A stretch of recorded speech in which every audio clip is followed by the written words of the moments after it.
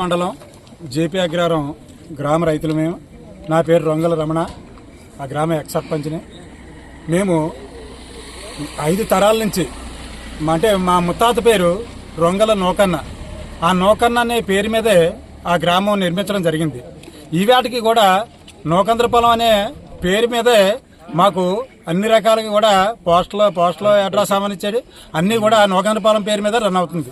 దాన్ని ఈ జానకిరాంపురం అగ్రహారం అనే ఏనా గ్రామంగా సృష్టించి ఇవాళ 5 తరాల నుంచి ఉన్న భూమిలో ఉన్న రైతులకి తెలియకుండా వేరే వ్యక్తులకి 2 వాటాలు మాకని ఒక వాటాకు వేరే వ్యక్తులకి అనేసి పాస్బుక్లు తయారు చేసేసి కనీసం గ్రామంలోకి ఏ రెవెన్యూ అధికారి కూడా రాకుండా ఆఫీసులోనే కూర్చొని దొంగ పాస్బుక్లు సృష్టించి లాడ్జీ లాంటి పాస్బుక్లు తయారు చేసేసి అప్పుడు ఆ తహసీల్దార్ గారు వెళ్ళిపోతే ఇంకో తహసీల్దార్ గారు వచ్చి మా తహసీల్దార్ గారు చేస్తారు మాకు తెలియదు అనేసి ఇప్పుడున్న అధికారులు చెప్తున్నారు.